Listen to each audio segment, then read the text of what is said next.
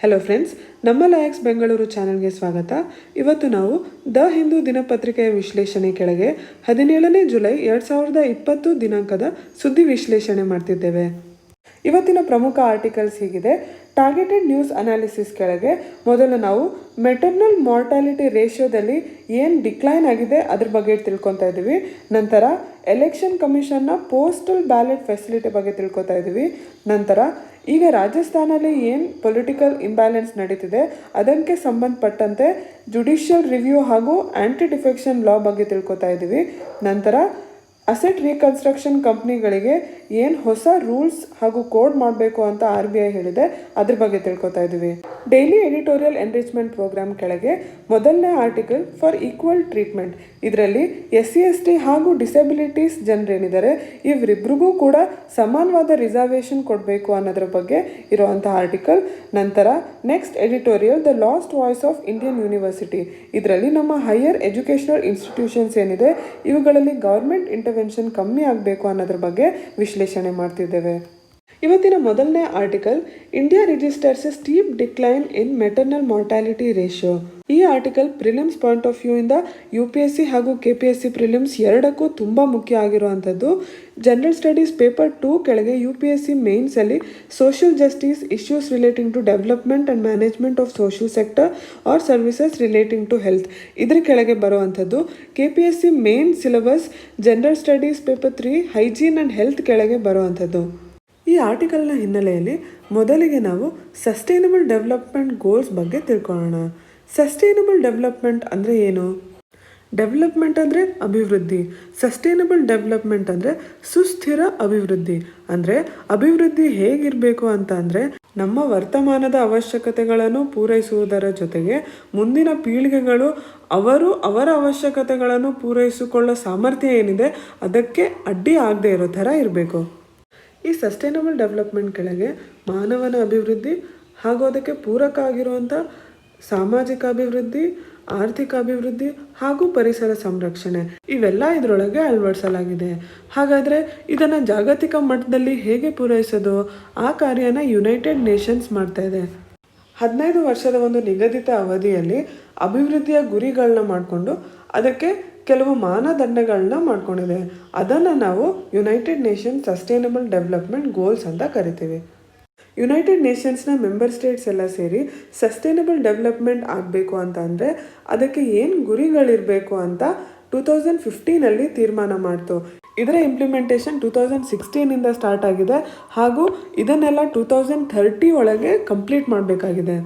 ಈ sustainable development ಗೋಲ್ಸಲ್ಲಿ ಮೊದಲನೇದು ಬಡತನ ನಿರ್ಮೂಲನೆ, ಎರಡನೇದು ಫುಡ್ ಸೆಕ್ಯೂರಿಟಿನ ಅಚೀವ್ ಮಾಡಿ ಅದರಿಂದ 0 ಹಂಗರ್ ತನಕ ತಲುಪೋದು, ಮೂರನೇದು ಎಲ್ಲ ಏಜ್ನವ್ರಿಗೂ ಗುಡ್ ಹೆಲ್ತ್ ಆ್ಯಂಡ್ ವೆಲ್ ಬೀಯಿಂಗ್ನ ದೊರಕಿಸೋವಂಥದ್ದು, ನಾಲ್ಕನೇದು ಎಲ್ಲ ಮಕ್ಕಳಿಗೂ ಕ್ವಾಲಿಟಿ ಎಜುಕೇಷನ್ನ ದೊರಕಿಸ್ಕೊಡೋದು, ಐದನೇದು ವಿಮೆನ್ ಎಂಪವರ್ಮೆಂಟ್ ಮೂಲಕ ಜೆಂಡರ್ ಈಕ್ವಾಲಿಟಿನ ಎನ್ಶೋರ್ ಮಾಡೋದು, ಆರನೇದು ಎಲ್ಲರಿಗೂ ಕ್ಲೀನ್ ವಾಟರ್ ಹಾಗೂ ಸ್ಯಾನಿಟೇಷನ್ ಫೆಸಿಲಿಟಿ ಸಿಗೋ ಹಾಗೆ ಮಾಡೋದು, ಏಳನೇದು ಕ್ಲೀನ್ ಹಾಗೂ ಅಫೋರ್ಡ್ ಮಾಡೋವಂಥ ಎನರ್ಜಿ ಎಲ್ಲರಿಗೂ ದೊರಕಿಸಿ ಕೊಡೋವಂಥದ್ದು, ಎಂಟನೇದು ಎಲ್ಲರಿಗೂ ಡೀಸೆಂಟ್ ವರ್ಕ್ ಆಪರ್ಚುನಿಟೀಸ್ ಸಿಕ್ಕಿ ಅದರಿಂದ ಎಕನಾಮಿಕ್ ಗ್ರೋತ್ನ ಪ್ರಮೋಟ್ ಮಾಡೋ ಅಂಥದ್ದು, ಒಂಬತ್ತನೇದು ಗಟ್ಟಿಯಾದ ಇನ್ಫ್ರಾಸ್ಟ್ರಕ್ಚರನ್ನು ಮಾಡಿ ಅದರ ಜೊತೆಗೆ ಇನ್ಕ್ಲೂಸಿವ್ ಹಾಗೂ ಸಸ್ಟೈನಬಲ್ ಇಂಡಸ್ಟ್ರಿಯಲೈಸೇಷನ್ ಹಾಗೂ ಇನೋವೇಷನ್ನ ಎನ್ಕರೇಜ್ ಮಾಡೋ ಥರ ಇಂಡಸ್ಟ್ರಿನ ಕಟ್ಟುವಂಥದ್ದು, ಹತ್ತನೇದು ದೇಶದ ಒಳಗೆ ಹಾಗೂ ದೇಶಗಳ ಮಧ್ಯ ಇವೆರಡರಲ್ಲೂ ಕೂಡ ಇನ್ಇಕ್ವಾಲಿಟೀಸ್ ಏನಿದೆ ಅದನ್ನು ಕಮ್ಮಿ ಮಾಡೋಕ್ಕೆ ಪ್ರಯತ್ನ ಮಾಡುವಂಥದ್ದು. ಈಗ ಅರ್ಬನ್ ಏರಿಯಾಗಳಲ್ಲಿ ಏನು ಅತಿಯಾದ ಮೈಗ್ರೇಷನ್ ಹಾಗೂ ಸ್ಲಮ್ ಇವುಗಳಿಂದ ಏನು ಸಮಸ್ಯೆಗಳು ಕ್ರಿಯೇಟ್ ಆಗಿದೆ ಅದನ್ನು ದೃಷ್ಟಿಯಲ್ಲಿಟ್ಕೊಂಡು ಸಸ್ಟೈನಬಲ್ ಸಿಟೀಸ್ ಆ್ಯಂಡ್ ಕಮ್ಯುನಿಟೀಸ್ ಅಂತ 11ನೇ ಸಸ್ಟೈನಬಲ್ ಡೆವಲಪ್ಮೆಂಟ್ ಗುರಿ ಇರೋವಂಥದ್ದು. ನಮ್ಮ ನ್ಯಾಚುರಲ್ ರಿಸೋರ್ಸಸ್ಗೆ ಹಾನಿ ಆಗದೆ ಇರೋ ಥರ ಎಕನಾಮಿಕ್ ಗ್ರೋತ್ ಮಾಡಿಕೊಂಡು ಅದರ ಜೊತೆಗೆ ರೆಸ್ಪಾನ್ಸಿಬಲ್ ಕನ್ಸಂಪ್ಷನ್ ಆ್ಯಂಡ್ ಪ್ರೊಡಕ್ಷನ್ ಆಗಿರಬೇಕು ಅಂತ 12ನೇ ಗುರಿ ಹೇಳುತ್ತೆ. ಇನ್ನು 13ನೇದು ಕ್ಲೈಮೇಟ್ ಚೇಂಜ್ನ ವಿರುದ್ಧ ಏನು ಆ್ಯಕ್ಷನ್ ತೊಗೋಬೇಕು ಅನ್ನೋದ್ರ ಬಗ್ಗೆ ಗುರಿಯಾಗಿದೆ. 14ನೇ ಗುರಿ ಲೈಫ್ ಬಿಲೋ ವಾಟರ್ ಅಂದರೆ ನಮ್ಮ ಮರೈನ್ ರಿಸೋರ್ಸಸ್ ಅಂದರೆ ಸಿ, ಓಷನ್ಸ್ ಇವುಗಳನ್ನು ಸಂರಕ್ಷಣೆ ಮಾಡ್ತಾ ಹೇಗೆ ಅಭಿವೃದ್ಧಿ ಮಾಡಬೇಕು ಅನ್ನೋದ್ರ ಬಗ್ಗೆ ಇದೆ. 15ನೇ ಗುರಿ ಲೈಫ್ ಆನ್ ಲ್ಯಾಂಡ್, ಅಂದರೆ ಭೂಮಿಯ ಮೇಲೆ ಏನು ಎಕೋಸಿಸ್ಟಮ್ಸ್ ಇದೆ ಅದನ್ನು ಸಂರಕ್ಷಣೆ ಮಾಡ್ತಾ ಲ್ಯಾಂಡ್ ಡಿಗ್ರೇಡೇಷನ್, ಬಯೋಡೈವರ್ಸಿಟಿ ಲಾಸ್ ಇದನ್ನೆಲ್ಲ ಹೇಗೆ ಅವಾಯ್ಡ್ ಮಾಡ್ಬೋದು ಅನ್ನೋದ್ರ ಬಗ್ಗೆ ಆಗಿದೆ. 16ನೇ ಸಸ್ಟೈನಬಲ್ ಡೆವಲಪ್ಮೆಂಟ್ ಗೋಲ್ ಜಗತ್ತಿನಲ್ಲಿ ಹೇಗೆ ಪೀಸನ್ನು ಮೇಂಟೈನ್ ಮಾಡಬೇಕು, ಅದಕ್ಕೋಸ್ಕರ ಹೇಗೆ ಬಲವಾದ ಸಂಸ್ಥೆಗಳನ್ನ ಕಟ್ಟಬೇಕು ಅನ್ನೋದ್ರ ಬಗ್ಗೆ ಇರುವಂಥದ್ದು. ಕೊನೆಯದಾಗಿ 17ನೇ ಸಸ್ಟೈನಬಲ್ ಡೆವಲಪ್ಮೆಂಟ್ ಗೋಲ್ ಈ ಎಲ್ಲ ಗೋಲ್ಗಳನ್ನ ಪೂರೈಸೋಕ್ಕೋಸ್ಕರ ಏನು ಸಂಸ್ಥೆಗಳ ಮಧ್ಯೆ ಪಾರ್ಟ್ನರ್ಶಿಪ್ ಇರಬೇಕು, ಅದನ್ನು ಇನ್ನೂ ಹೇಗೆ ಬಲಪಡಿಸಬೇಕು ಅನ್ನೋದ್ರ ಬಗ್ಗೆ ಇರುವಂಥದ್ದು. ಒಟ್ಟಾರೆ 17 ಸಸ್ಟೈನಬಲ್ ಡೆವಲಪ್ಮೆಂಟ್ ಗೋಲ್ಸ್ ಇದೆ. ಇದನ್ನು 2030 ಒಳಗೆ ಪೂರೈಸಬೇಕಾಗಿದೆ. ಈ ಗುರಿಗಳನ್ನ ಪೂರೈಸಬೇಕಾದ್ರೆ ಏನು ಸಮಸ್ಯೆಗಳು ಬರುತ್ತೆ, ಅಡಚಣೆಗಳು ಬರುತ್ತೆ, ಏನು ದೇಶಗಳ ಮಧ್ಯೆ ಸಂಸ್ಥೆಗಳ ಮಧ್ಯೆ ಸಹಕಾರ ಬೇಕಾಗುತ್ತೆ, ಈ ಎಲ್ಲ ಕೆಲಸವನ್ನು ಯುನೈಟೆಡ್ ನೇಷನ್ಸ್ ಡೆವಲಪ್ಮೆಂಟ್ ಪ್ರೋಗ್ರಾಮ್ ಮಾಡುತ್ತೆ. ಭಾರತದಲ್ಲಿ ಈ ಸಸ್ಟೈನಬಲ್ ಡೆವಲಪ್ಮೆಂಟ್ ಗೋಲ್ಸ್ನ ಇಂಪ್ಲಿಮೆಂಟೇಷನ್ ಹೊಣೆಗಾರಿಕೆ ನೀತಿ ಆಯೋಗಕ್ಕೆ ನೀಡಲಾಗಿದೆ. ಇವತ್ತಿನ ಆರ್ಟಿಕಲಲ್ಲಿ ನಾವು ಚರ್ಚೆ ಮಾಡ್ತಾ ಇರೋದು United Nation sustainable development goal 3 good health and well being.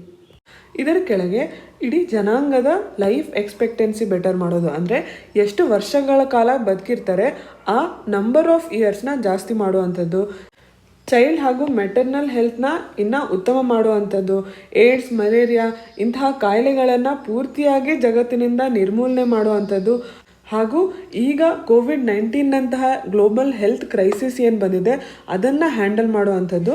ಇದೆಲ್ಲ United Nation sustainable development goal 3ರ ಕೆಳಗೆ ಬರುತ್ತೆ. 2015ನಲ್ಲಿ ಸಸ್ಟೈನಬಲ್ ಡೆವಲಪ್ಮೆಂಟ್ ಗೋಲ್ಸ್ನ ಅಡಾಪ್ಟ್ ಮಾಡ್ಕೊಳೋಕ್ಕಿಂತ ಮುಂಚೆ 2000ನಲ್ಲಿ ಮಿಲೆನಿಯಂ ಡೆವಲಪ್ಮೆಂಟ್ ಗೋಲ್ಸ್ ಅಂತ ಅಡಾಪ್ಟ್ ಮಾಡ್ಕೊಳ್ಳಲಾಗಿತ್ತು. ಅದರ ಕೆಳಗೆ ಕೂಡ maternal health, poverty eradication, education, women empowerment, environment sustainability ಇದನ್ನೆಲ್ಲ ಕವರ್ ಮಾಡಿತ್ತು. ಮಿಲೆನಿಯಂ ಡೆವಲಪ್ಮೆಂಟ್ ಗೋಲ್ 5 ಕೆಳಗೆ ಏನು ಇಂಪ್ರೂವ್ ಮೆಟರ್ನಲ್ ಹೆಲ್ತ್ ಅನ್ನೋ ಗೋಲ್ನ ನಾವು ರೀಚ್ ಮಾಡಬೇಕಿತ್ತು, ಅದನ್ನು ರೀಚ್ ಮಾಡೋಕ್ಕಾಗಿಲ್ಲ ಅನ್ನೋದು ಈ ರೆಡ್ ಕಲರ್ ಈ ಚಾರ್ಟಲ್ಲಿ ತೋರಿಸ್ತಾ ಇದೆ. ಇವತ್ತಿನ ಆರ್ಟಿಕಲಲ್ಲಿ ನಾವು ಪ್ರಮುಖವಾಗಿ ಚರ್ಚೆ ಮಾಡ್ತಾ ಇರೋದು ಮೆಟರ್ನಲ್ ಮಾರ್ಟಾಲಿಟಿ ರೇಟ್. ಇಲ್ಲಿ ಮೆಟರ್ನಲ್ ಅಂತ ಅಂದರೆ ತಾಯ್ತನಕ್ಕೆ ಸಂಬಂಧಪಟ್ಟಿದ್ದು, ಮಾರ್ಟಾಲಿಟಿ ಅಂದರೆ ಮರಣಕ್ಕೆ ಸಂಬಂಧಪಟ್ಟಿದ್ದು. ಮೆಟರ್ನಲ್ ಮಾರ್ಟಾಲಿಟಿ ರೇಟ್ ಅಂದರೆ ಒಂದು ನಿಗದಿತ ಅವಧಿಯಲ್ಲಿ ಎಷ್ಟು ತಾಯಿತನದಿಂದ ಮರಣಗಳಾಗ್ತಾ ಇದೆ ಅಂತ ಅಳಿಯೋಕೆ ಇಲ್ಲಿ ಪ್ರಯತ್ನ ಮಾಡ್ತಾ ಇದ್ದಾರೆ. ಟೆಕ್ನಿಕಲಿ ಮೆಟರ್ನಲ್ ಮಾರ್ಟಾಲಿಟಿ ರೇಟ್ನ number of maternal deaths per 1 lakh live births ಅಂತ ಡಿಫೈನ್ ಮಾಡ್ತಾರೆ. ಅಂದರೆ 1 ಲಕ್ಷ ಮಕ್ಕಳು ಜನ್ಮ ಆಗ್ತಾ ಇದ್ರೆ ಅದಕ್ಕೆ ಸಂಬಂಧಿತ ಎಷ್ಟು ಮೆಟರ್ನಲ್ ಡೆತ್ಸ್ ಅಂದರೆ ಎಷ್ಟು ತಾಯಂದಿರು ಸಾವನ್ನಪ್ತಾ ಇದ್ದಾರೆ ಅನ್ನೋದನ್ನು ಇಲ್ಲಿ ಅಳತೆ ಮಾಡ್ತಾ ಇದ್ದಾರೆ. ವರ್ಲ್ಡ್ ಹೆಲ್ತ್ ಆರ್ಗನೈಸೇಷನ್ನ ಪ್ರಕಾರ ಒಬ್ಬ ಮಹಿಳೆ ಪ್ರೆಗ್ನೆಂಟ್ ಇರಬೇಕಾದ್ರೆ ಇಲ್ಲ ಪ್ರೆಗ್ನೆನ್ಸಿ ಮುಗಿದ 42 ದಿನದ ಒಳಗೆ ಪ್ರೆಗ್ನೆನ್ಸಿ ರಿಲೇಟೆಡ್ ಯಾವುದಾದ್ರು ಸಮಸ್ಯೆಗಳಿಂದ ಏನಾದ್ರು ಸಾವನ್ನಪ್ಪಿದ್ರೆ ಅದನ್ನು ಮೆಟರ್ನಲ್ ಡೆತ್ ಅಂತ ಕರೀತಾರೆ. ನಾವು ಇದನ್ನು ಯಾಕೆ ಅಳತೆ ಮಾಡ್ತಾ ಇದ್ದೀವಿ? ಯಾಕೆಂದರೆ ಇದರಿಂದ ನಮಗೆ ಮಹಿಳೆಯರ ರಿಪ್ರೊಡಕ್ಟಿವ್ ಹೆಲ್ತ್ ಬಗ್ಗೆ ತಿಳಿದು ಬರುತ್ತೆ. ಇಂಡಿಯಾದಲ್ಲಿ ಮೆಟರ್ನಲ್ ಮಾರ್ಟಾಲಿಟಿ ರೇಟ್ ಎಷ್ಟು ಕಮ್ಮಿ ಆಗ್ತಾ ಬಂದಿದೆ ಅಂತ ನೋಡೋಣ. 2004-06 254 ಆಗಿದ್ದು 2007-9 212ಗೆ ಬಂತು. ನಂತರ 2010-12 178 ಇದ್ದಿದ್ದು 2011-13 167ಗೆ ಬಂದಿದೆ. 2014 130 ಇದ್ದಿದ್ದು 2017 122ಗೆ ಬಂದಿದೆ. ಈಗ ಅದು 2018 113ಗೆ ಬಂದಿದೆ.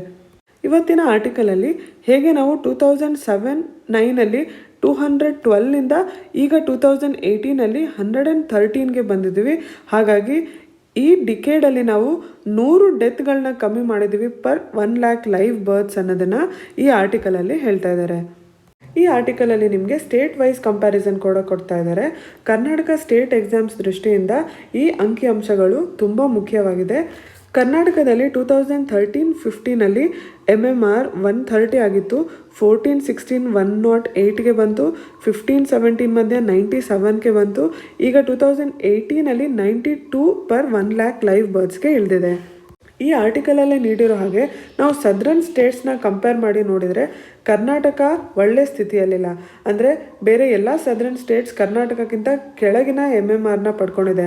ಆಂಧ್ರ ಪ್ರದೇಶ್ 65, ತೆಲಂಗಾಣ 63, ಕೇರಳ 43, ತಮಿಳುನಾಡು 60, ಆದರೆ ಕರ್ನಾಟಕ ವ್ಯಾಲ್ಯೂ 92 ಅಲ್ಲಿದೆ. ಆದರೆ ಪರ್ಸೆಂಟೇಜ್ ಡಿಕ್ಲೈನ್ನ ನಾವು ಅಳೆದು ನೋಡೋದಾದರೆ ಸದರ್ನ್ ಸ್ಟೇಟ್ಸಲ್ಲಿ ಕರ್ನಾಟಕದು ಹೈಯೆಸ್ಟ್ ಅಂದರೆ 5.2% ಅಷ್ಟು ಇಳಿಕೆ ಆಗಿದೆ, ಡಿಕ್ಲೈನ್ ಆಗಿದೆ MMR ರೇಟಲ್ಲಿ. ಆಲ್ ಇಂಡಿಯಾ ಲೆವೆಲಲ್ಲಿ ಹೈಯೆಸ್ಟ್ ಮೆಟರ್ನಲ್ ಮಾರ್ಟಾಲಿಟಿ ರೇಷೋ ಇರುವಂಥದ್ದು ಅಸ್ಸಾಂ, ಅದರ ವ್ಯಾಲ್ಯೂ 215. ಅದರ ನಂತರ ಉತ್ತರ ಪ್ರದೇಶಲ್ಲಿ 197 MMR, ರಾಜಸ್ಥಾನಲ್ಲಿ 164, ಛತ್ತೀಸ್ಗಢಲ್ಲಿ 159, ಮಧ್ಯಪ್ರದೇಶಲ್ಲಿ 173, ಒಡಿಸ್ಸಾದಲ್ಲಿ 150, ಬಿಹಾರಲ್ಲಿ 149 ಹಾಗೂ ಉತ್ತರಾಖಂಡಲ್ಲಿ 99. ಈ ಎಲ್ಲ ವ್ಯಾಲ್ಯೂಸ್ನ ನೀವು ಎಕ್ಸಾಮ್ಗೋಸ್ಕರ ನೆನ್ಪಿಟ್ಕೊಳೋದು ಮುಖ್ಯ ಆಗುತ್ತೆ. United Nations sustainable development goal 3.1ನ ಪ್ರಕಾರ ನಮ್ಮ ಗುರಿ ಇರೋವಂಥದ್ದು ಇನ್ನು 70/100,000 live berths.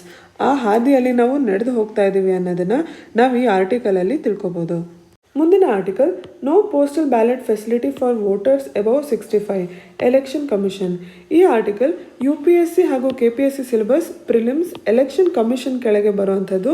General studies paper 2 polity, various constitutional bodies ಹಾಗೂ ಪವರ್ಸ್ ಇದರ ಕೆಳಗೆ ಬರುವಂಥದ್ದು. ಮುಂಬರುವ ಬಿಹಾರ್ ಎಲೆಕ್ಷನ್ಸಲ್ಲಿ ಪೋಸ್ಟಲ್ ಬ್ಯಾಲೆಟ್ ಫೆಸಿಲಿಟೀಸ್ನ ಹೇಗೆ ಉಪಯೋಗಿಸ್ತಾ ಇದ್ದಾರೆ ಅನ್ನೋದ್ರ ಬಗ್ಗೆ ಇಲ್ಲಿ ಎಲೆಕ್ಷನ್ ಕಮಿಷನ್ ವಿವರಣೆ ನೀಡ್ತಾ ಇದೆ.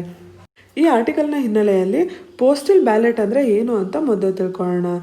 ಯಾವ ವೋಟರ್ಸ್ ಅವರ ವೋಟಿಂಗ್ ಬೂತ್ಗೆ ಕಾರಣಾಂತರಗಳಿಂದ ಬರೋಕ್ಕಾಗಲ್ಲ, ಅವರು ಪೋಸ್ಟ್ ಮೂಲಕನೇ ತಮ್ಮ ವೋಟನ್ನು ಕೊಡಬಹುದು. ಈ ಅವಕಾಶನ ಎಲೆಕ್ಷನ್ ಕಮಿಷನ್ ತನ್ನ ಪೋಸ್ಟಲ್ ಬ್ಯಾಲೆಟ್ ಫೆಸಿಲಿಟಿ ಕೆಳಗೆ ಮಾಡಿಕೊಡುತ್ತೆ. ಇದ್ರ ಕೆಳಗೆ ಬ್ಯಾಲೆಟ್ ಪೇಪರ್ಸ್ನ ಮೊದಲು ವೋಟರ್ಸ್ಗೆ ಕರೆಕ್ಟ್ ಟೈಮ್ಗೆ ತಲುಪಿಸ್ಬೇಕಾಗತ್ತೆ.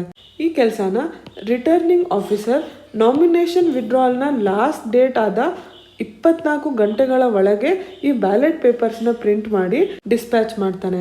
ಹಾಗಾಗಿ ಪೋಲಿಂಗ್ ಡೇಟ್ನ ಮುಂಚೆನೇ ವೋಟರ್ಗೆ ಬ್ಯಾಲೆಟ್ ಪೇಪರ್ ತಲುಪತ್ತೆ. ಹಾಗಾಗಿ ಕೌಂಟಿಂಗ್ ಡೇ ಒಳಗೆ ಬ್ಯಾಲೆಟ್ ಪೇಪರ್ನ ವಾಪಸ್ ಕಳ್ಸೋಕ್ಕೆ ಸಾಕಷ್ಟು ಸಮಯ ವೋಟರ್ ಹತ್ರ ಇರುತ್ತೆ.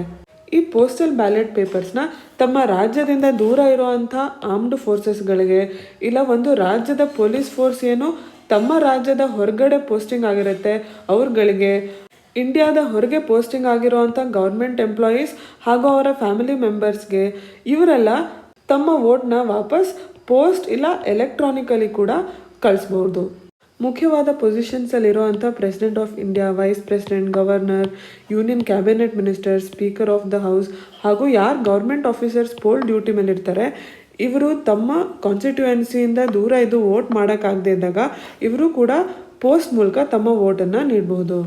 ರೆಪ್ರೆಸೆಂಟೇಷನ್ ಆಫ್ ಪೀಪಲ್ಸ್ ಆ್ಯಕ್ಟ್ 1951ನ ಸೆಕ್ಷನ್ 60 ಕೆಳಗೆ ಆಬ್ಸೆಂಟಿ ವೋಟರ್ ಅಂತ ಇನ್ನೊಂದು ಕ್ಯಾಟಗರಿ ಆಫ್ ವೋಟರ್ಸ್ನ ಮಾಡಲಾಗಿದೆ. ಇದ್ರ ಕೆಳಗೆ persons with disability, senior citizens ಯಾರು 80 ವರ್ಷದಿಂದ ಮೇಲಿರ್ತಾರೆ ಹಾಗೂ ಎಸೆನ್ಷಿಯಲ್ ಸರ್ವಿಸಸ್ ಅಂದರೆ ರೈಲ್ವೆ, ಏವಿಯೇಷನ್ ಹೀಗೆ ಎಸೆನ್ಷಿಯಲ್ ಸರ್ವಿಸಸಲ್ಲಿದ್ದು ತಮ್ಮ ಕಾನ್ಸ್ಟಿಟ್ಯೂಯೆನ್ಸಿಗೆ ವೋಟ್ ಮಾಡೋಕ್ಕೆ ಹೋಗೋಕ್ಕಾಗಲಿಲ್ಲ ಅಂದರೆ ಅವರೆಲ್ಲರೂ ಕೂಡ ಪೋಸ್ಟಲ್ ಬ್ಯಾಲೆಟ್ ಫೆಸಿಲಿಟಿ ಇದ್ರೂ ತಮ್ಮ ವೋಟನ್ನು ತಲುಪಿಸ್ಬೋದು. ಈ ಸೀನಿಯರ್ ಸಿಟಿಸನ್ಸ್ ಅಥವಾ ಪರ್ಸನ್ ವಿತ್ ಡಿಸೆಬಿಲಿಟಿ ಅಂತ ನಾವೇನು ಹೇಳ್ತಾ ಇದ್ದೀವಿ ಅವರು ರೆಗ್ಯುಲರ್ ವೋಟರ್ ಆಗಿ ಕೂಡ ವೋಟ್ ಮಾಡ್ಬೋದು, ಇಲ್ಲ ತಮ್ಮನ್ನು ತಾವು ಮುಂಚೆನೇ ಆಬ್ಸೆಂಟಿ ವೋಟರ್ ಅಂತ ಫಾರ್ಮ್ ಥ್ರೂ ಅಪ್ಲೈ ಮಾಡಿ ಪೋಸ್ಟ್ ಮೂಲಕ ತಮ್ಮ ವೋಟನ್ನು ನೀಡ್ಬೋದು. ಜೂನ್ 19ನ ಒಂದು ನೋಟಿಫಿಕೇಶನ್ ಪ್ರಕಾರ ಎಲೆಕ್ಷನ್ ಕಮಿಷನ್ ಈ ಆಬ್ಸೆಂಟಿ ವೋಟರ್ ಕೆಳಗೆ 65 ವರ್ಷದ ಮೇಲಿನವರು ಎಲ್ಲರೂ ಪೋಸ್ಟಲ್ ಬ್ಯಾಲೆಟ್ ಸಿಸ್ಟಮ್ ಥ್ರೂ ತಮ್ಮ ವೋಟನ್ನು ತೀರಿಸಬಹುದು ಅಂತ ಹೇಳಿತ್ತು. ಆದರೆ ಈಗಾಗಲೇ ಈ ಕೋವಿಡ್-19 ಪ್ಯಾಂಡಮಿಕ್ನ ಸಂದರ್ಭದಲ್ಲಿ ಎಲೆಕ್ಷನ್ ಕಮಿಷನ್ಗೆ ಎಲೆಕ್ಷನ್ ಕಂಡಕ್ಟ್ ಮಾಡೋದ್ರಲ್ಲೇ ಹಲವಾರು ಹೊಸ ಚಾಲೆಂಜಸ್ ಬರ್ತಾ ಇದೆ. ಸಾಮಾಜಿಕ ಅಂತರವನ್ನು ಮೇಂಟೈನ್ ಮಾಡಬೇಕು ಅನ್ನೋ ಕಾರಣದಿಂದ ಒಂದು ಪೋಲಿಂಗ್ ಸ್ಟೇಷನ್ಗೆ ಕೇವಲ 1000 ನಂಬರ್ ಆಫ್ ಎಲೆಕ್ಟರ್ಸ್ ಹೋಗಬೇಕು ಅಂತ ಡಿಸೈಡ್ ಮಾಡಲಾಗಿದೆ.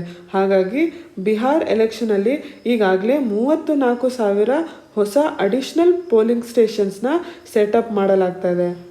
ಈ ಅಡಿಷ್ನಲ್ ಪೋಲಿಂಗ್ ಸ್ಟೇಷನ್ಸ್ಗೋಸ್ಕರ 1.8 lakh ಅಧಿಕ ಪರ್ಸನಲ್ ಹಾಗೂ ಅಡಿಷ್ನಲ್ ರಿಸೋರ್ಸಸ್ನ ಅವಶ್ಯಕತೆ ಬೀಳ್ತಾ ಇದೆ. ಹಾಗಾಗಿ ಮುಂಬರುವ ಎಲೆಕ್ಷನ್ಸ್ನಲ್ಲಿ ಈಗಾಗಲೇ ನೋಟಿಫೈ ಮಾಡಿದ್ದ 65 ವರ್ಷಕ್ಕಿಂತ ಜಾಸ್ತಿ ಇರೋರಿಗೆ ಆಬ್ಸೆಂಟಿ ವೋಟರ್ಸ್ ಕೆಳಗೆ ಇನ್ಕ್ಲೂಡ್ ಮಾಡಲಾಗಲ್ಲ ಅಂತ ಎಲೆಕ್ಷನ್ ಕಮಿಷನ್ ಸ್ಪಷ್ಟನೆ ಕೊಟ್ಟಿದೆ.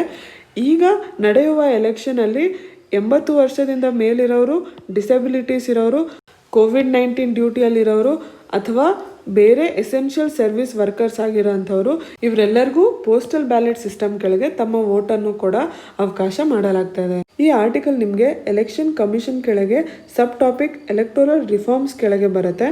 ಇದು mains exam point of view ಇಂದ ತುಂಬ ಇಂಪಾರ್ಟೆಂಟ್ ಆಗಿರುವಂಥ ಟಾಪಿಕ್. ಹಾಗಾಗಿ ಎಲೆಕ್ಷನ್ ಕಂಡಕ್ಟ್ ಮಾಡೋದ್ರಲ್ಲಿ ಏನು ಚೇಂಜಸ್ ಆಗ್ತಾ ಇದ್ರು ಅದ್ರ ಬಗ್ಗೆ ನೀವು ನೋಟ್ಸ್ ಮಾಡಿಟ್ಕೊಂಡಿರೋದು ಮುಖ್ಯ ಆಗುತ್ತೆ. ಮುಂದಿನ article, judicial review can't be done prior to speaker's decision. ಇದು ರಾಜಸ್ಥಾನಲ್ಲಿ ನಡೀತಾ ಇರೋಂಥ ಒಂದು ಪೊಲಿಟಿಕಲ್ ಇಂಬ್ಯಾಲೆನ್ಸ್ ಬಗ್ಗೆ ಕೊಟ್ಟಿರೋಂಥ ಒಂದು ಆರ್ಟಿಕಲ್. ಇದು UPSC ಹಾಗೂ KPSCಯ prelims syllabus Indian polity and governance ಕೆಳಗೆ ಬರುತ್ತೆ. Mains general studies paper two separation of powers between various organs ಹಾಗೂ ಡಿಸ್ಪ್ಯೂಟ್ ಕೆಳಗೆ ಬರುತ್ತೆ.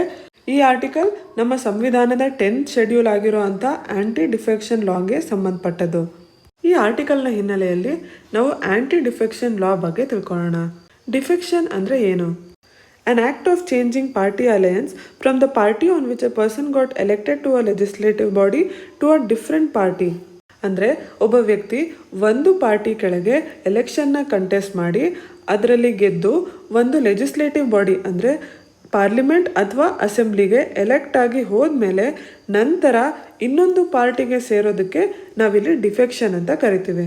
ಹೀಗೆ ಡಿಫೆಕ್ಷನ್ ಆಗೋದನ್ನು ತಡೆಯೋಕ್ಕೋಸ್ಕರ 52ನೇ ಕಾನ್ಸ್ಟಿಟ್ಯೂಷನಲ್ ಅಮೆಂಡ್ಮೆಂಟ್ನ ಮಾಡಿ 1985 10th ಶೆಡ್ಯೂಲ್ನ ಕೆಳಗೆ ಪ್ಲೇಸ್ ಮಾಡಲಾಯಿತು. ಇದನ್ನು ಪಾಪ್ಯುಲರ್ಲಿ ಆ್ಯಂಟಿ ಡಿಫೆಕ್ಷನ್ ಲಾ ಅಂತ ಕರೀತಾರೆ. ಈ ಕಾನೂನು ಪಾರ್ಲಿಮೆಂಟ್ ಹಾಗೂ ಸ್ಟೇಟ್ ಅಸೆಂಬ್ಲೀಸ್ ಎರಡಕ್ಕೂ ಲಾಗೂ ಆಗುತ್ತೆ. ಹಾಗಾಗಿ ಮೆಂಬರ್ಸ್ ಆಫ್ ಪಾರ್ಲಿಮೆಂಟ್ ಅಥವಾ ಸ್ಟೇಟ್ ಅಸೆಂಬ್ಲೀಸ್ ಏನಾದ್ರು ಡಿಫೆಕ್ಷನಲ್ಲಿ ಪಾಲ್ಗೊಳ್ಳಿದ್ರೆ ಅವರಿಗೆ ಯಾವ ಗ್ರೌಂಡ್ಸ್ ಮೇಲೆ ಡಿಸ್ಕ್ವಾಲಿಫೈ ಮಾಡ್ತಾರೆ ಅನ್ನೋದನ್ನು ಈ 10th ಶೆಡ್ಯೂಲಲ್ಲಿ ಕೊಡಲಾಗಿದೆ. ಈ 10th ಶೆಡ್ಯೂಲ್ ಕೆಳಗೆ ಗ್ರೌಂಡ್ಸ್ ಫಾರ್ ಡಿಸ್ಕ್ವಾಲಿಫಿಕೇಶನ್ ಏನು ಕೊಡಲಾಗಿದೆ ಅಂತ ನೋಡೋಣ.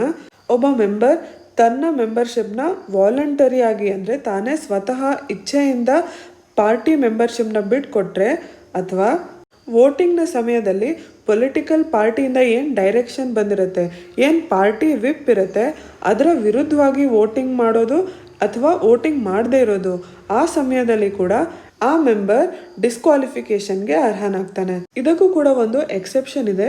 ಯಾವಾಗ ಒಂದು ಪಾರ್ಟಿಯಿಂದ ಇನ್ನೊಂದು ಪಾರ್ಟಿಗೆ ಅಟ್ಲೀಸ್ಟ್ 2/3 ಆಫ್ ಲೆಜಿಸ್ಲೇಟರ್ಸ್ ಹೋಗ್ತಾರೆ, ಅವಾಗ ಯಾರು ಪಾರ್ಟಿ ಮೆಂಬರ್ಸ್ ಉಳ್ಕೋತಾರೆ ಮತ್ತು ಯಾರು ಹೋಗ್ತಾರೆ ಇವರಿಬ್ಬರೂ ಕೂಡ ಡಿಸ್ಕ್ವಾಲಿಫಿಕೇಷನ್ನ ಫೇಸ್ ಮಾಡೋದಿಲ್ಲ.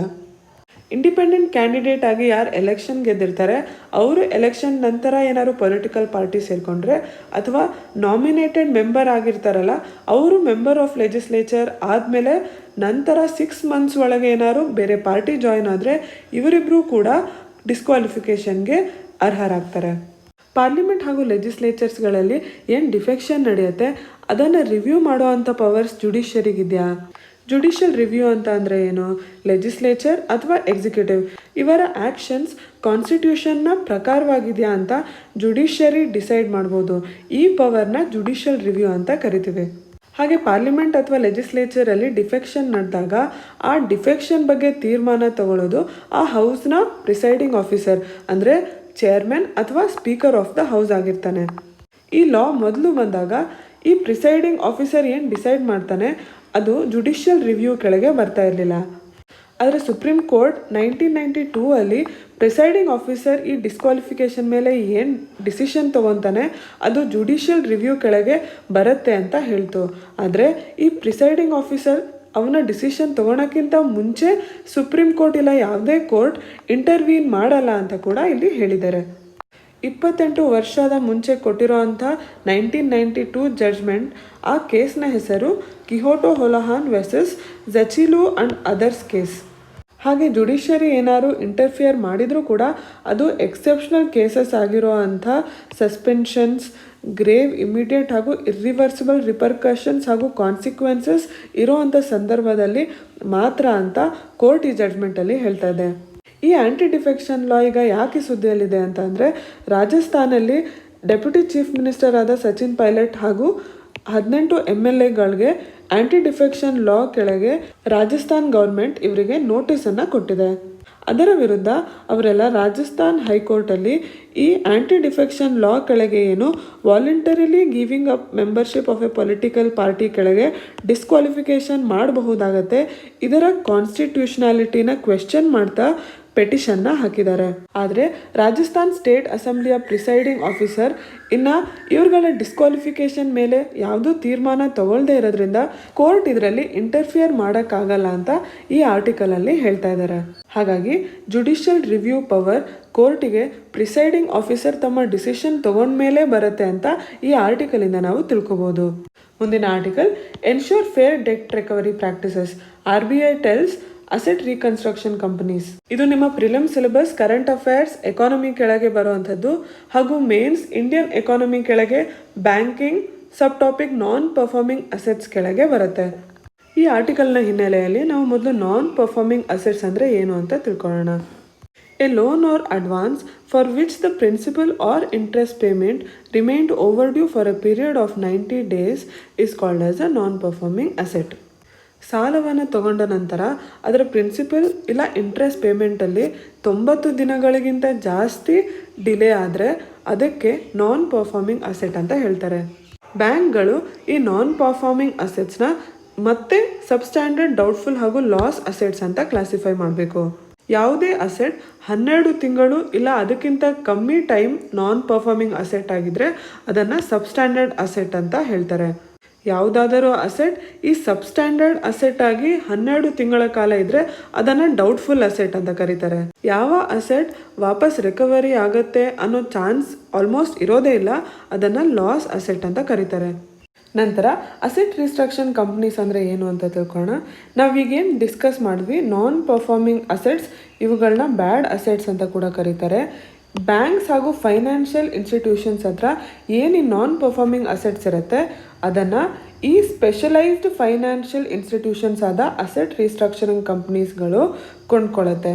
ಬ್ಯಾಂಕ್ಗಳು ಈ ಸಾಲಗಳನ್ನ ಯಾರು ತೀರ್ಸೋಕ್ಕಾಗಿಲ್ಲ ಅಂದರೆ ಅವ್ರನ್ನ ನಾವು ಡಿಫಾಲ್ಟರ್ಸ್ ಅಂತ ಕರಿತೀವಿ. ಅವ್ರ ಹಿಂದೆ ಟೈಮ್ ವೇಸ್ಟ್ ಮಾಡೋಕ್ಕಿಂತ ಜಾಸ್ತಿ ನಾರ್ಮಲ್ ಬ್ಯಾಂಕಿಂಗ್ ಆ್ಯಕ್ಟಿವಿಟೀಸ್ ಮೇಲೆ ಫೋಕಸ್ ಮಾಡೋಕ್ಕೋಸ್ಕರ ಆ ನಿರ್ದಿಷ್ಟವಾದ ಕೆಲಸನ ಅಸೆಟ್ ರೀಕನ್ಸ್ಟ್ರಕ್ಷನ್ ಕಂಪನೀಸ್ಗೆ ಕೊಟ್ಟಿದ್ದಾರೆ. ಈ ಕಂಪನಿಗಳು securitisation and reconstruction of financial assets and enforcement of security interest, ನಾವು ಇದನ್ನು ಸಂಕ್ಷಿಪ್ತವಾಗಿ ಸರ್ಫೇಸಿ ಆ್ಯಕ್ಟ್ ಅಂತ ಕರಿತೀವಿ. ಈ 2002 ಆ್ಯಕ್ಟ್ ಕೆಳಗೆ ಈ ಅಸೆಟ್ ರೀಕನ್ಸ್ಟ್ರಕ್ಷನ್ ಕಂಪನೀಸ್ನ ಫಾರ್ಮ್ ಮಾಡಲಾಗುತ್ತೆ. ಇದನ್ನು RBI ರೆಗ್ಯುಲೇಟ್ ಮಾಡುತ್ತೆ. ಇದರ ಮೇನ್ ಕೆಲಸ ಏನು ಅಂತ ಅಂದರೆ ಈ ಬ್ಯಾಡ್ ಅಸೆಟ್ಸ್ ಅಥವಾ ನಾನ್ ಪರ್ಫಾರ್ಮಿಂಗ್ ಅಸೆಟ್ಸ್ ಏನಿರುತ್ತೆ ಇದನ್ನು ವಾಪಸ್ ರೀಕನ್ಸ್ಟ್ರಕ್ಟ್ ಮಾಡುವಂಥದ್ದು. ಒಂದು ಅಸೆಟ್ ರೀಕನ್ಸ್ಟ್ರಕ್ಷನ್ ಕಂಪನಿಗೆ ತಂದೆ ಆದ ಮಿನಿಮಮ್ ನೆಟ್ ಓನ್ಡ್ ಫಂಡ್ 100 ಕೋಟಿಯಷ್ಟು ಇರಬೇಕು ಹಾಗೂ ಕ್ಯಾಪಿಟಲ್ ಅಡಿಕ್ವೆಸಿ ರೇಷಿಯೋ 15% ಅಷ್ಟು ಇರಬೇಕು. ಕ್ಯಾಪಿಟಲ್ ಅಡಿಕ್ವೆಸಿ ರೇಷಿಯೋ ಅಂದರೆ ಒಂದು ಫೈನಾನ್ಷಿಯಲ್ ಇನ್ಸ್ಟಿಟ್ಯೂಷನಲ್ಲಿ ಎಷ್ಟು ರಿಸ್ಕ್ ವೇಯ್ಡ್ ಅಸೆಟ್ಸ್ ಇದೆ ಅದರಲ್ಲಿ ಎಷ್ಟು ಪರ್ಸೆಂಟೇಜ್ ಅದರ ಕ್ಯಾಪಿಟಲ್ ಫಂಡ್ಸ್ ಇದೆ ಅನ್ನೋದನ್ನು ಹೇಳುತ್ತೆ. ಪ್ರತಿ ರೀತಿಯ ಅಸೆಟ್ಗೂ ಅದ್ರ ಜೊತೆಗೆ ಇಷ್ಟು ರಿಸ್ಕ್ ಇನ್ವಾಲ್ವ್ಡ್ ಇದೆ ಅನ್ನೋದಕ್ಕೆ ಒಂದು ಪರ್ಸೆಂಟೇಜ್ ಇರುತ್ತೆ. ಎಕ್ಸಾಂಪಲ್, ಒಂದು ಕ್ಯಾಶ್ ಅಸೆಟ್ಟಿಗೆ 0% ರಿಸ್ಕ್ ಇರುತ್ತೆ. ಅದೇ 30 ಲಕ್ಷಕ್ಕಿಂತ ಜಾಸ್ತಿ ತೊಗೊಂಡಿರೋ ಹೌಸಿಂಗ್ ಲೋನ್ ಮೇಲೆ 75% ಅಷ್ಟು ರಿಸ್ಕ್ ಇನ್ವಾಲ್ವ್ಡ್ ಇರುತ್ತೆ. ಹಾಗಾಗಿ ಫೈನಾನ್ಷಿಯಲ್ ಇನ್ಸ್ಟಿಟ್ಯೂಷನ್ಗಳನ್ನ ಈ ಕ್ಯಾಪಿಟಲ್ ಅಡಿಕ್ವೆಸಿ ರೇಷಿಯೋ ಮೂಲಕ RBI ರೆಗ್ಯುಲೇಟ್ ಮಾಡ್ತಾ ಇರುತ್ತೆ. ಈಗ ಬ್ಯಾಂಕ್ಗಳಿಗೆ ಕ್ಯಾಪಿಟಲ್ ಅಡಿಕ್ವೆಸಿ ರೇಷಿಯೋ ಬೇಸಲ್ 3 ನಾರ್ಮ್ಸ್ ಪ್ರಕಾರ 8% ಇದೆ. ಅದೇ ರೀತಿ ಇಲ್ಲಿ ಅಸೆಟ್ ರೀಕನ್ಸ್ಟ್ರಕ್ಷನ್ ಕಂಪನಿಗಳಿಗೆ 15% ಇದೆ ಅನ್ನೋದನ್ನು ಕೊಟ್ಟಿದ್ದಾರೆ. ಈ ಅಸೆಟ್ ರೀಕನ್ಸ್ಟ್ರಕ್ಷನ್ ಕಂಪ್ನಿಗಳು ಬ್ಯಾಂಕ್ಗಳಿಂದ ಒಂದು ಫೇರ್ ಪ್ರೈಸ್ಗೆ ಆ ಬ್ಯಾಡ್ ಅಸೆಟ್ಸ್ನ ಕೊಂಡ್ಕೊಳ್ಳುತ್ತೆ. ನಂತರ ಈ ಬ್ಯಾಂಕ್ಸ್ ಹಾಗೂ ಫೈನಾನ್ಷಿಯಲ್ ಇನ್ಸ್ಟಿಟ್ಯೂಷನ್ಸ್ಗೆ ಬಾಂಡ್ಸ್ ಅಥವಾ ಡಿಬೆಂಚರ್ಸ್ನ ಎಕ್ಸ್ಚೇಂಜಲ್ಲಿ ಕೊಡುತ್ತೆ. ಈ ಬಾಂಡ್ಗಳ ಮ್ಯಾಕ್ಸಿಮಮ್ ಮೆಚುರಿಟಿ 6 ತಿಂಗಳು ಹಾಗೂ ಇದರ ರೇಟ್ ಆಫ್ ಇಂಟ್ರೆಸ್ಟ್ RBIನ ಬ್ಯಾಂಕ್ ರೇಟ್ಗಿಂತ ಅಟ್ಲೀಸ್ಟ್ 1.5% ಜಾಸ್ತಿ ಇರಬೇಕು. ಈ ಅಸೆಟ್ಗಳ ಅಟ್ಲೀಸ್ಟ್ 15% ವ್ಯಾಲ್ಯೂ ARC ಕ್ಯಾಶಲ್ಲಿ ಈ ಫೈನಾನ್ಷಿಯಲ್ ಇನ್ಸ್ಟಿಟ್ಯೂಷನ್ಸ್ಗೆ ಕೊಡಬೇಕು. ಬ್ಯಾಂಕ್ಗಳಿಗೆ ಏನು ಪೇ ಮಾಡುತ್ತೆ ಅದರ ಒಂದು ಭಾಗ ಸೆಕ್ಯೂರಿಟಿ ರಿಸೀಟ್ಸ್ನ ಮೂಲಕ ಕೂಡ ಆಗಿರ್ಬೋದು. ಈ ಸೆಕ್ಯೂರಿಟಿ ರಿಸೀಟ್ಸ್ಗಳನ್ನ ಯಾವುದೇ ರೀಕನ್ಸ್ಟ್ರಕ್ಷನ್ ಕಂಪನಿ ಕ್ವಾಲಿಫೈಡ್ ಇನ್ಸ್ಟಿಟ್ಯೂಷನಲ್ ಬೈಯರ್ಸ್ಗೆ ಕೊಡುತ್ತೆ. ಹಾಗೆ ಮಾಡಿದಾಗ ಯಾವ ಅಸೆಟ್ಸ್ನ ಅಸೆಟ್ ರೀಕನ್ಸ್ಟ್ರಕ್ಷನ್ ಕಂಪ್ನಿಗಳು ಬೈ ಮಾಡುತ್ತೆ ಅದರ ಮೇಲೆ ಈ ಕ್ವಾಲಿಫೈಡ್ ಇನ್ಸ್ಟಿಟ್ಯೂಷನಲ್ ಬೈಯರ್ಸ್ಗೆ ಹಕ್ಕನ್ನು ನೀಡುತ್ತೆ. ಇವತ್ತಿನ ಆರ್ಟಿಕಲಲ್ಲಿ Reserve Bank of India asset reconstruction ಕಂಪ್ನಿಗಳಿಗೆ ಫೇರ್ ಪ್ರಾಕ್ಟೀಸಸ್ ಕೋಡ್ನ ಫಾಲೋ ಮಾಡಿ ಅಂತ ಹೇಳ್ತಾ ಇದೆ. ಯಾವ ಕಸ್ಟಮರ್ಸು ಸಾಲ ತಗೊಂಡು ತೀರಿಸಿರಲ್ಲ ಅವ್ರನ್ನ ರಿಕವರಿ ಏಜೆಂಟ್ಸ್ ಕಾಂಟ್ಯಾಕ್ಟ್ ಏನು ಮಾಡ್ತಾರೆ ಅದು ಹೇಗೆ ಇರಬೇಕು ಅನ್ನೋದನ್ನು ಇದ್ರ ಕೆಳಗೆ ಹೇಳ್ತಾ ಇದ್ದಾರೆ. ಅಸೆಟ್ ರೀಕನ್ಸ್ಟ್ರಕ್ಷನ್ ಕಂಪ್ನಿಗಳು ಒಂದು ಕೋಡ್ ಆಫ್ ಕಂಡಕ್ಟ್ನ ಫಾರ್ಮ್ ಮಾಡಬೇಕು ಈ ರಿಕವರಿ ಏಜೆಂಟ್ಸ್ಗೆ, ಹಾಗೂ ಈ ರಿಕವರಿ ಏಜೆಂಟ್ಸ್ನ ಬಿಹೇವಿಯರ್ಗೆ ARCs ರೆಸ್ಪಾನ್ಸಿಬಲ್ ಇರ್ತಾರೆ ಅಂತ ಹೇಳ್ತಾ ಇದ್ದಾರೆ. ಕಸ್ಟಮರ್ ಇನ್ಫಾರ್ಮೇಷನ್ ಸ್ಟ್ರಿಕ್ಟಾಗಿ ಕಾನ್ಫಿಡೆನ್ಷಿಯಾಲಿಟಿಯಲ್ಲಿ ಮೇಂಟೈನ್ ಮಾಡಬೇಕು, ಕಸ್ಟಮರ್ ಜೊತೆ ಸರಿಯಾಗಿ ವ್ಯವಹಾರ ಮಾಡಬೇಕು ಹಾಗೂ ಅದಕ್ಕೆ ಸರಿಯಾಗಿ ಟ್ರೈನಿಂಗ್ ಕೊಡಬೇಕು. ಯಾವಾಗ ಕಸ್ಟಮರ್ಸ್ನ ಕಾಲ್ ಮಾಡಬೇಕು ಅವರ ಪ್ರೈವಸಿ ಬಗ್ಗೆ ಕೂಡ ರಿಕವರಿ ಏಜೆಂಟ್ಸ್ಗೆ ಟ್ರೈನ್ ಮಾಡಬೇಕು. ಓವರಾಲ್ ರಿಕವರಿ ಪ್ರೊಸೆಸ್ಸಲ್ಲಿ ಟ್ರಾನ್ಸ್ಪರೆನ್ಸಿ ಹಾಗೂ ಫೇರ್ನೆಸ್ ಇರಬೇಕು. ಇದನ್ನು ಜಾರಿ ಮಾಡೋಕ್ಕೋಸ್ಕರ ಫೇರ್ ಪ್ರಾಕ್ಟೀಸಸ್ ಕೋಡ್ನ ಫಾರ್ಮ್ ಮಾಡಿ ಅಸೆಟ್ ರೀಕನ್ಸ್ಟ್ರಕ್ಷನ್ ಕಂಪ್ನಿಗಳು ಅಂತ ರಿಸರ್ವ್ ಬ್ಯಾಂಕ್ ಆಫ್ ಇಂಡಿಯಾ ಇಲ್ಲಿ ಹೇಳಿದೆ. ಡೈಲಿ ಎಡಿಟೋರಿಯಲ್ ಎನ್ರಿಚ್ಮೆಂಟ್ ಪ್ರೋಗ್ರಾಮ್ ಕೆಳಗೆ ಇವತ್ತಿನ ಮೊದಲನೇ article for equal treatment. SC/ST ಜನಾಂಗಕ್ಕೆ ಏನು ರಿಲ್ಯಾಕ್ಸೇಷನ್ಸ್ ಕೊಡಲಾಗುತ್ತೆ ಅದೇ ರಿಲ್ಯಾಕ್ಸೇಷನ್ಸ್ ಡಿಸೇಬಲ್ಡ್ ಜನರಿಗೂ ಕೂಡ ಕೊಡಬೇಕು ಅಂತ ಸುಪ್ರೀಂ ಕೋರ್ಟ್ ಹೇಳಿದೆ. ಇದ್ರ ಬಗ್ಗೆ ಈ ಆರ್ಟಿಕಲ್ ಇರುವಂಥದ್ದು. ಇದು ಪ್ರಿಲಿಮ್ಸ್ UPSC ಹಾಗೂ KPSC ಸಿಲೆಬಸ್ ಜುಡಿಷಿಯರಿ ಕೆಳಗೆ ಬರುತ್ತೆ, ಹಾಗೆ mains general studies paper 2 Indian polity ಕೆಳಗೆ ಬರುತ್ತೆ. ಇದು ಗವರ್ನೆನ್ಸ್ ಹಾಗೂ ಡಿಸಬಿಲಿಟಿಗೆ ಸಂಬಂಧಪಟ್ಟಂಥ ಒಂದು ಆರ್ಟಿಕಲ್ ಆಗಿದೆ. ನಮ್ಮ ಸಂವಿಧಾನದ ಮೂಲಭೂತ ಹಕ್ಕುಗಳ ಕೆಳಗೆ ರೈಟ್ ಟು ಈಕ್ವಾಲಿಟಿ ಅನ್ನೋದು ಪ್ರತಿಯೊಬ್ಬರಿಗೂ ನೀಡಲಾಗಿದೆ. ಇದರ ಪ್ರಕಾರ ಇಬ್ಬರು ಸಿಮಿಲರ್ ಸರ್ಕಮ್ಸ್ಟೆನ್ಸಸ್ ಅಲ್ಲಿ ಪ್ಲೇಸ್ ಆಗಿದ್ರೆ ಅವರಿಬ್ಬರನ್ನ ಸಿಮಿಲರ್ ಆಗಿ ಟ್ರೀಟ್ ಮಾಡೋಲಾಗತ್ತೆ. ಅಂದರೆ ಈಕ್ವಾಲಿಟಿ ಎಮಾಂಗ್ ಈಕ್ವಲ್ಸ್. ಹಾಗಾಗಿ ಐತಿಹಾಸಿಕವಾಗಿ ಸೋಷಲಿ ಡಿಸ್ಅಡ್ವಾಂಟೇಜ್ಡ್ ಪೊಸಿಷನಲ್ಲಿರೋ SC/ST ಜನಾಂಗಕ್ಕೆ ರೈಟ್ ಟು ಈಕ್ವಾಲಿಟಿ ಕೆಳಗೆ ಪ್ರೊಟೆಕ್ಟಿವ್ ಡಿಸ್ಕ್ರಿಮಿನೇಷನ್ನ ಮಾಡಲಾಗ್ತಾ ಇದೆ. ಈ ಪ್ರೊಟೆಕ್ಟಿವ್ ಡಿಸ್ಕ್ರಿಮಿನೇಷನ್ನ ಕೆಳಗೆ ಈ ಜನಾಂಗಕ್ಕೆ ಸ್ಪೆಷಲ್ ಪ್ರಾವಿಷನ್ಸ್ನ ಮಾಡಲಾಗಿದೆ. ಆರ್ಟಿಕಲ್ 15(4) ಕೆಳಗೆ ಎಜುಕೇಷನಲ್ ಇನ್ಸ್ಟಿಟ್ಯೂಷನಲ್ಲಿ ಅಡ್ಮಿಷನ್ ಕೊಡಬೇಕಾದ್ರೆ ಇವರಿಗೆ ಫ್ರೀ ಕನ್ಸೆಷನ್ ಕೊಡ್ಬೋದು. ಆರ್ಟಿಕಲ್ 15(5) ಕೆಳಗೆ ಇವರಿಗೆ ಸೀಟ್ಸನ್ನು ರಿಸರ್ವ್ ಮಾಡ್ಬೋದು ಎಜುಕೇಷನಲ್ ಇನ್ಸ್ಟಿಟ್ಯೂಷನ್ಸಲ್ಲಿ. ಆರ್ಟಿಕಲ್ 16(4) ಕೆಳಗೆ ಜಾಬ್ ಆಪರ್ಚುನಿಟಿಯಲ್ಲಿ ಕೂಡ ಇವರುಗಳಿಗೆ ಅಪಾಯಿಂಟ್ಮೆಂಟಲ್ಲಿ ರಿಸರ್ವೇಷನ್ನ ನೀಡ್ಬೋದು. 2012 Delhi high court persons with disability ಅವರಿಗೆ ಒಂದು ಆರ್ಡರ್ನ ಪಾಸ್ ಮಾಡಿತ್ತು. ಈ ಆರ್ಡರಲ್ಲಿ ಈ ಡಿಸೇಬಲ್ಡ್ ಜನ ಕೂಡ SC/ST ಹಾಗೆ ಸೋಷಿಯಲಿ ಬ್ಯಾಕ್ವರ್ಡ್ ಇದ್ದು ಆ ಜನಾಂಗಕ್ಕೆ ಏನು ರಿಲ್ಯಾಕ್ಸೇಷನ್ ಸಿಗುತ್ತೆ ಅಂದರೆ ಈಗ ಒಂದು ಕಡೆ ಅಡ್ಮಿಷನ್ ಇರಬೇಕಾದ್ರೆ ಅವ್ರಿಗೆ ಮಾರ್ಕ್ಸಲ್ಲಿ ಏನು ರಿಲ್ಯಾಕ್ಸೇಷನ್ ಸಿಗುತ್ತೆ, ಇಲ್ಲ ಎಂಪ್ಲಾಯ್ಮೆಂಟಲ್ಲಿ ಏನು ರಿಸರ್ವೇಷನ್ ಸಿಗುತ್ತೆ, ಅದು ಈ ಜನಾಂಗಕ್ಕೂ ಕೂಡ ಸಿಗಬೇಕು. ಈ ಡೆಲ್ಲಿ ಹೈಕೋರ್ಟ್ ಆರ್ಡರ್ನ ಸುಪ್ರೀಂ ಕೋರ್ಟ್ ಕೂಡ ಈಗ ಬ್ಯಾಕ್ ಮಾಡ್ತಾ ಇದೆ. ಹಾಗಾದರೆ ಸೋಷಲ್ ಡಿಸೆಬಿಲಿಟಿ ಏನಿರುತ್ತೆ ಅದು ಫಿಸಿಕಲ್ ಅಥವಾ ಮೆಂಟಲ್ ಡಿಸೆಬಿಲಿಟಿಗೆ ಸಮವಾಗಿರೋ ಅಂಥದ್ದಾ, ಅದನ್ನು ಈ ಆರ್ಟಿಕಲಲ್ಲಿ ಚರ್ಚೆ ಮಾಡ್ತಾ ಇದ್ದಾರೆ. ಈ ಆರ್ಟಿಕಲ್ನ ಪ್ರಕಾರ ಡಿಸೇಬಲ್ಡ್ ಪರ್ಸನ್ಸ್ ಯಾರಿರ್ತಾರೆ ಅವರು ಟ್ರೆಡಿಷ್ನಲಿ ಪ್ರಿವಿಲೇಜ್ಡ್ ಕಮ್ಯುನಿಟಿಯಿಂದ ಬಂದಿರ್ಬೋದು. ಹಾಗಾಗಿ ಅವರ ಸೋಷಲ್ ಬ್ಯಾಕ್ಗ್ರೌಂಡ್ ಏನಿದೆ, ಅವರು SC/ST ಜನಾಂಗಕ್ಕೆ ಏನು ಸೋಷಲ್ ಡಿಸ್ಅಡ್ವಾಂಟೇಜ್ ಪೊಸಿಷನ್ ಇದೆ ಅದಕ್ಕೆ ಹೋಲಿಸಿದರೆ ಬೆಟರ್ ಜಾಗದಿಂದ ಬರಬಹುದು. ಆದರೆ ನಮಗೆ ಇರುವ ಸೆನ್ಸಸ್ ಅಂಕಿ ಅಂಶಗಳನ್ನ ನೋಡಿದಾಗ ಈ ವಾದ ನಿಲ್ಲೋದಿಲ್ಲ. 2001 ಸೆನ್ಸಸ್ನ ಪ್ರಕಾರ ನಾರ್ಮಲ್ ಜನರಲ್ ಪಾಪ್ಯುಲೇಷನ್ ಫಿಗರ್ಗಿಂತ ಡಿಸೇಬಲ್ಡ್ ಪರ್ಸನ್ಸ್ನ ಇಲಿಟ್ರಸಿ ಜಾಸ್ತಿ ಇದೆ. ಸ್ಕೂಲಿಂದ ಡ್ರಾಪ್ ಔಟ್ ಆಗೋ ಮಕ್ಕಳಲ್ಲಿ ಒಂದು ಮ್ಯಾಕ್ಸಿಮಮ್ ಶೇರ್ ಡಿಸೇಬಲ್ಡ್ ಮಕ್ಕಳಾಗಿರ್ತಾರೆ. 2001 ಸೆನ್ಸಸ್ ಪ್ರಕಾರ ಇಲಿಟ್ರಸಿ ರೇಟ್ ಎಮಾಂಗ್ ದ ಡಿಸೇಬಲ್ಡ್ 51% ಆಗಿದೆ. ಹಾಗೆ ಎಂಪ್ಲಾಯ್ಮೆಂಟಲ್ಲಿ ಕೂಡ ಅವ್ರದ್ದು ಇನ್ಅಡಿಕ್ವೇಟ್ ರೆಪ್ರೆಸೆಂಟೇಷನ್ ಇದೆ ಅಂತ ಹೇಳೋಕ್ಕೆ ಅಂಕಿಅಂಶಗಳಿದೆ.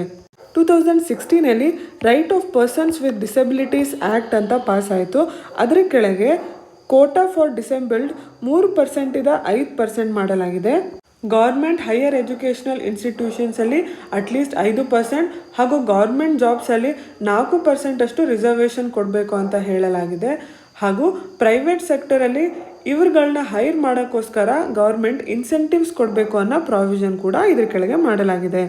ಇದನ್ನೆಲ್ಲ ನೋಡಿದರೆ ಸುಪ್ರೀಂ ಕೋರ್ಟ್ ಹಾಗೂ ಹೈಕೋರ್ಟ್ ಆರ್ಡರಲ್ಲಿ ಏನು ರಿಸರ್ವೇಷನ್ SC/ST ಜನಾಂಗಕ್ಕೆ ಈಕ್ವಲ್ ಆಗಿ ಕೊಡಬೇಕು ಅಂತ ಹೇಳಲಾಗಿದೆ ಅದರ ಅವಶ್ಯಕತೆನ ಇಲ್ಲಿ ಈ ಆರ್ಟಿಕಲ್ ಮೂಲಕ ನಾವು ತಿಳ್ಕೊಬೋದು. ಇವತ್ತಿನ ಕೊನೆಯ article the last voice of Indian university. ಇದು ನಮ್ಮ ಹೈಯರ್ ಎಜುಕೇಷನಲ್ ಇನ್ಸ್ಟಿಟ್ಯೂಷನ್ಸ್ ಬಗ್ಗೆ ಮಾತಾಡುತ್ತೆ. ಇದು ಪ್ರಿಲಿಮ್ಸ್ ಕರೆಂಟ್ ಅಫೇರ್ಸ್ ಹಾಗೂ ಮೇನ್ಸ್ ಗವರ್ನೆನ್ಸ್ ಟಾಪಿಕ್ ಕೆಳಗೆ ಬರುತ್ತೆ. ಈ ಆರ್ಟಿಕಲ್ನಲ್ಲಿ ನಮ್ಮ ದೇಶದ ಪ್ರೀಮಿಯರ್ ಎಜುಕೇಷನ್ ಇನ್ಸ್ಟಿಟ್ಯೂಷನ್ಸ್ ಏನಿದೆ ಅವು ಹೇಗೆ ಬೆಳ್ಕೊಂಡು ಬಂತು ಅನ್ನೋದನ್ನು ಹೇಳಿದ್ದಾರೆ. ಸ್ವಾತಂತ್ರ್ಯಕ್ಕಿಂತ ಮುಂಚೆ ಏನು ಎಜುಕೇಷನಲ್ ಇನ್ಸ್ಟಿಟ್ಯೂಷನ್ಸ್ ಇತ್ತು ಅಲ್ಲಿ ಕೇವಲ ಒಂದು ಪ್ರಿವಿಲೇಜ್ಡ್ ಕಮ್ಯುನಿಟಿ ಅವ್ರು ಮಾತ್ರ ಹೋಗ್ತಾ ಇದ್ರು. ಹಾಗಾಗಿ ಒಂದು ಎಲಿಟಿಸ್ಟ್ ಕ್ಯಾರೆಕ್ಟರ್ನ ಒಳಗೊಂಡಿತ್ತು. ಆದರೆ ಸ್ವಾತಂತ್ರ್ಯದ ನಂತರ ಇಲ್ಲಿ ಎಲ್ಲ ಥರದ ಜನ ಬರೋಕ್ಕೆ ಅವಕಾಶ ಆಯಿತು. ಅದಕ್ಕೆ ಸರ್ಕಾರದ ವತಿಯಿಂದ ಸೋಷಿಯಲ್, ಎಕನಾಮಿಕ್ ಹಾಗೂ ಫೈನಾನ್ಷಿಯಲ್ ಎಲ್ಲ ಥರದ ಸಪೋರ್ಟ್ ಸಿಕ್ತು. ಈ ಇನ್ಸ್ಟಿಟ್ಯೂಷನ್ಗಳಿಗೆ ಅವರೇ ಡಿಸಿಷನ್ಸ್ ತಗೊಳ್ಳೋ ಹಾಗೆ ಅಟಾನಮಿ ಕೂಡ ನೀಡಲಾಯಿತು. ಆದರೆ ಆ ಅಟಾನಮಿಯ ಜೊತೆಗೆ ಒಂದು ಕಲೆಕ್ಟಿವ್ ಡಿಸಿಷನ್ ಮೇಕಿಂಗ್ ಮಾಡೋ ಥರ ಹಲವಾರು ಅಕಾಡೆಮಿಕ್ ಬಾಡೀಸ್ನ ಫಾರ್ಮ್ ಮಾಡಲಾಯಿತು. ಒಂದು ಕಡೆ ಅವರಿಗೆ ಸ್ವಾತಂತ್ರ್ಯನೂ ಇತ್ತು, ಅದರ ಜೊತೆ ಕಲೆಕ್ಟಿವ್ ಡಿಸಿಷನ್ ಮೇಕಿಂಗ್ ಮಾಡೋ ಅಂಥ ಅವಕಾಶನೂ ಇತ್ತು. ಹಾಗಾಗಿ ಮಾಡೆಲ್ ಪ್ರೀಮಿಯರ್ ಇನ್ಸ್ಟಿಟ್ಯೂಷನ್ಸ್ ಆದ Indian institute of technology, Indian institute of management, Indian institute of science, Jawaharlal Nehru university ಈ ಎಲ್ಲ ಇನ್ಸ್ಟಿಟ್ಯೂಷನ್ಗಳು ಮುಕ್ತವಾಗಿ ಬೆಳೆಯೋಕ್ಕೆ ಅವಕಾಶ ಮಾಡಿಕೊಡ್ಲಾಯಿತು. ಈ ಇನ್ಸ್ಟಿಟ್ಯೂಷನ್ಗಳಲ್ಲಿ ಅವರ ಕರಿಕ್ಯುಲಮ್ನ ಅವರೇ ರಿವೈಸ್ ಮಾಡಿ ಹಾಗೂ ರಿಫಾರ್ಮ್ನ ತರೋ ಅಂಥ ಒಂದು ಅವಕಾಶ ಇತ್ತು. ಆದರೆ ಇದಕ್ಕೆ ಅಡ್ಡಿಯಾಗಿ 2005 ನ್ಯಾಷನಲ್ ನಾಲೆಡ್ಜ್ ಕಮಿಷನ್ ಅನ್ನೋ ಒಂದು ಥಿಂಕ್ ಟ್ಯಾಂಕ್ನ ಫಾರ್ಮ್ ಮಾಡಲಾಯಿತು. ಇದರ ಕೆಳಗೆ ಪ್ರೈವೇಟೈಸೇಷನ್ ಆಫ್ ಎಜುಕೇಷನ್ಗೆ ಜಾಸ್ತಿ ಒತ್ತನ್ನು ನೀಡಲಾಯಿತು.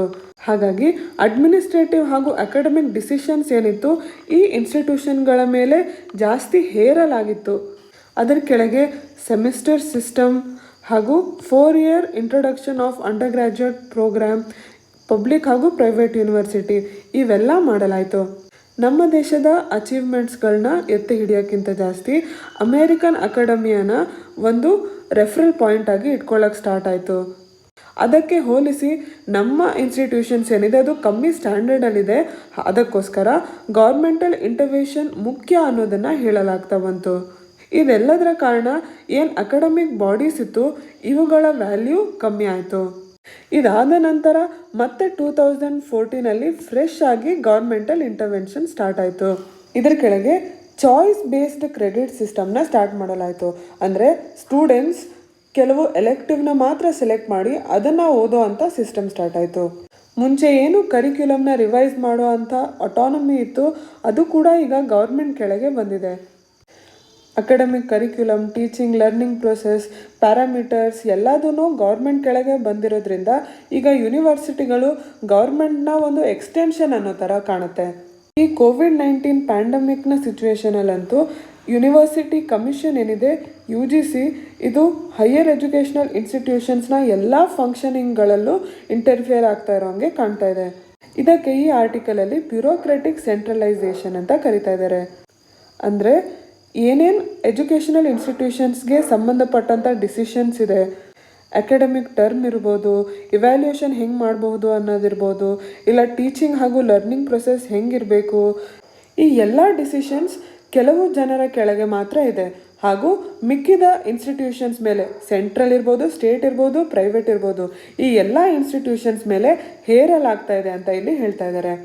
ಎಷ್ಟರ ಮಟ್ಟಿಗೆ ಇದು ಕಾಣ್ತಾ ಇದೆ ಅಂತ ಅಂದರೆ ಜನರು ಕೂಡ ಏನಾದ್ರು ರಿಕ್ವೆಸ್ಟ್ ಮಾಡಬೇಕಂದ್ರೆ ಈಗ ಯೂನಿವರ್ಸಿಟಿಯಲ್ಲಿ ಕೇಳ್ಕೊತಾ ಇಲ್ಲ, ಡೈರೆಕ್ಟಾಗಿ ಎಜುಕೇಷನಲ್ ಮಿನಿಸ್ಟ್ರಿಯಲ್ಲೇ ಮನವಿ ಮಾಡ್ತಾ ಇದ್ದಾರೆ. ಹಾಗಾಗಿ ಯೂನಿವರ್ಸಿಟಿಗಳಲ್ಲಿ ಗೌರ್ಮೆಂಟ್ ಇಂಟರ್ವೆನ್ಷನ್ ಏನಿದೆ ಅದು ಇನ್ನೂ ಅತಿ ಆಗ್ತಾ ಇದೆ ಅನ್ನೋದನ್ನು ಇಲ್ಲಿ ಹೇಳ್ತಾ ಇದ್ದಾರೆ. ಆದರೆ ಈ ಯೂನಿವರ್ಸಿಟಿ ಇನ್ಸ್ಟಿಟ್ಯೂಷನ್ಸ್ ಏನಿದೆ ಇದು ಹೆಲ್ದಿ ಇಂಟೆಲೆಕ್ಚುವಲ್ ಸ್ಪೇಸಸ್ ಆಗಿ ಬೆಳಿಬೇಕು. ಇಲ್ಲಿ ಫರ್ಟೈಲ್ ಹೆಲ್ದಿ ಡಿಸ್ಕಷನ್ಸ್ ಆಗೋ ಥರ ಇರಬೇಕು. ಯಾಕೆಂದರೆ ಇಲ್ಲಿಂದ ಹೊರಬಂದ ಜನರೇ ನೆಕ್ಸ್ಟ್ ನಮ್ಮ ಸಮಾಜವನ್ನು ರೂಪಿಸ್ತಾರೆ. ಹಾಗಾಗಿ ಈ ಹೈಯರ್ ಎಜುಕೇಷನ್ ಇನ್ಸ್ಟಿಟ್ಯೂಷನ್ಗಳ ದನಿ ಏನಿದೆ ಅದು ಕಳ್ಕೊಂಡಿದೆ ಸದ್ಯಕ್ಕೆ, ಅದು ವಾಪಸ್ ಅವರಿಗೆ ನೀಡಬೇಕು ಅಂತ ಈ ಆರ್ಟಿಕಲಲ್ಲಿ ಹೇಳ್ತಾ ಇದ್ದಾರೆ. ಇವತ್ತಿನ ದಿನಪತ್ರಿಕೆ ವಿಶ್ಲೇಷಣೆ ಕೆಳಗೆ ನಿಮಗೆ prelims exam point of view ಇಂದ MMR ಡೇಟಾ ನಾವೇನು ಓದಿದ್ವಿ ಅದು ತುಂಬ ಮುಖ್ಯ ಆಗುತ್ತೆ. ಎಸ್ಪೆಷಲಿ ನಿಮ್ಮ KPSC ಎಕ್ಸಾಮ್ಸಿಗೆ ಭಾರತಕ್ಕೆ ಹಾಗೆ ಕರ್ನಾಟಕಕ್ಕೆ ಎರಡಕ್ಕೂ ಸಂಬಂಧಪಟ್ಟಂಥ ಅಂಕಿ ಅಂಶಗಳು ನಿಮಗೆ ಡೈರೆಕ್ಟಾಗಿ ಕೇಳಬಹುದು. ನಂತರ ಆಬ್ಸೆಂಟಿ ವೋಟರ್ ಅನ್ನೋ ಡೆಫಿನೇಷನ್ ಏನು ನೋಡಿದ್ವಿ ನಾವು, ರೆಪ್ರೆಸೆಂಟೇಷನ್ ಆಫ್ ಪೀಪಲ್ಸ್ ಆ್ಯಕ್ಟ್ ಕೆಳಗೆ ಈ ಡೆಫಿನೇಷನ್ನ ನೀವು ಕರೆಕ್ಟಾಗಿ ತಿಳ್ಕೊಂಡಿರಿ. ಅಸೆಟ್ ರೀಕನ್ಸ್ಟ್ರಕ್ಷನ್ ಕಂಪ್ನಿಗಳಿಗೆ ಏನು ನಾವು ಫೇರ್ ಪ್ರಾಕ್ಟೀಸ್ ಕೋಡ್ ಅನ್ನೋದನ್ನು ಓದಿದ್ವಿ, ಅದು ಯಾವುದಕ್ಕೆ ಸಂಬಂಧಪಟ್ಟಿದ್ದು ಅನ್ನೋದನ್ನು ನೀವು ತಿಳ್ಕೊಂಡಿರಿ. ನಂತರ ಪೊಲಿಟಿಕ್ಸ್ಗೆ ಸಂಬಂಧಪಟ್ಟಂಥ ಏನು ಪಾಲಿಟಿ ರಿಲೇಟೆಡ್ ಟಾಪಿಕ್ಸ್ ನಡೀತಾ ಇರುತ್ತೆ, ಈಗ ಏನು ನಡೀತಾ ಇದೆ 10th ಶೆಡ್ಯೂಲ್ ಅಥವಾ ಆ್ಯಂಟಿ ಡಿಫೆಕ್ಷನ್ ಲಾ, ಇದು ಕೂಡ ತುಂಬಾ ಇಂಪಾರ್ಟೆಂಟ್ ಆಗಿರೋ ಟಾಪಿಕ್ ನಿಮ್ಮ ಪ್ರಿಲಿಮ್ಸಿಗೆ. ನಂತರ ಡಿಸೇಬಲ್ಡ್ಗೆ SC/STಗೆ ಈಕ್ವಲ್ ರಿಸರ್ವೇಷನ್ ಕೊಡ್ತಾ ಇದ್ದಾರೆ ಅನ್ನೋದು ಕೂಡ ನೀವು ಎಕ್ಸಾಮ್ ಪಾಯಿಂಟ್ ಆಫ್ ವ್ಯೂ ಇಂದ ಜ್ಞಾಪಕ ಇಟ್ಕೊಂಡಿರಬೇಕು.